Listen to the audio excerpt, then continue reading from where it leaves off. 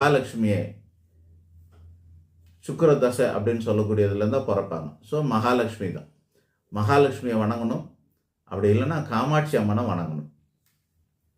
அடுத்ததாக கிருத்திகை, உத்திரம், உத்திராடம் இந்த 3 நட்சத்திரங்கள் சூரியனுக்குரியது. சூரிய பகவான் அதிதேவதையாக சிவன் தான். சிவனை வணங்க வேண்டியது அவசியமாகும். ரோகிணி, அஸ்தம், திருவோணம் இந்த 3 நட்சத்திரங்கள் சந்திர பகவானுக்குரியது. அதனால் எந்த விதமான அம்மனையும் வணங்கலாம், தவறில்லை. ஏன்னா ரோகிணி, அஸ்தம், திருவோணத்துக்கு 108 அம்மன் 1008 அம்மன் இருப்பாங்க. ஏதோ ஒரு அம்மனை வணங்கலாம், தப்பு கிடையாது. மிருகசிருஷம், சித்திரை, அவிட்டம் இந்த 3 நட்சத்திரத்தை சேர்ந்தவர்களுக்கு செவ்வாய் தான் கிரகம். அந்த கிரகத்தின் அதிதேவதை முருகப்பெருமான். வைணவர்களாக இருந்தால் நரசிம்மரையும் வணங்கலாம். முருகர், நரசிம்மரை வணங்கலாம். திருவாதிரை, சுவாதி, சதயம் இந்த 3 நட்சத்திரத்தை சேர்ந்தவங்க ராகுவோட ஆதிக்கத்துக்கு உட்பட்டவங்க, ராகுவோட தசையில் பிறந்தவங்க.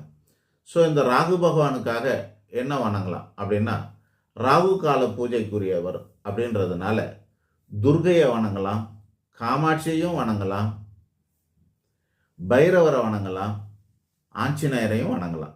ராகு பகவானுக்குன்னு தனி வீடு கிடையாது, அதனால் தனி தேவதை கிடையாது. கொஞ்ச நேரம் இந்த ராகு காலத்தில் விசேஷமாக யாருக்கெல்லாம் பண்ணுறோமோ அவங்களெல்லாம் நீங்கள் வணங்கலாம். ராகு காலத்துலனா துர்கையில் ராகு காலத்தில் நீங்கள் பார்த்தீங்கன்னா கோயிலில் துர்கையில் தனி விசேஷ பூஜை பண்ணுவாங்க. காமாட்சிக்கு பண்ணுறது உண்டு. ஆஞ்சநேயருக்கு விசேஷமாக பண்ண மாட்டாங்க, ஆனால் ஆஞ்சநேயரை வழிபடலாம்.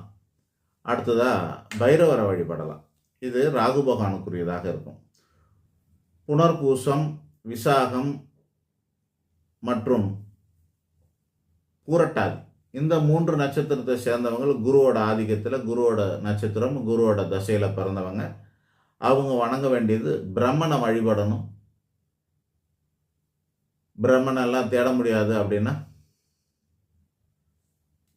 மகான்கள், சித்தர்கள், ஞானிகள் தட்சிணாமூர்த்தி ரூபத்தில் சிவனை வழிபடணும். தட்சிணாமூர்த்தி, மகான்கள், சித்தர்கள், ஞானிகள், குருமார்கள் யாரையும் வழிபடலாம். இவங்கெல்லாம் இந்த ரூபம். தத்தேத்ராயர்னு ஒருத்தர் இருப்பார். வடநாட்டில் நிறைய இருக்காங்க. ஆந்திரா தானே அவரை பார்க்கலாம். இங்கே அவ்வளோவா இல்லை. இந்த நட்சத்திரம் சேர்ந்தவங்க புனர்பூசம், விசாகம், பூரட்டாதியை சேர்ந்தவங்க தத்தேத்ராயரோட படம் வாங்கி வச்சு வீட்டில் வச்சு வழிபட்டுக்கலாம்.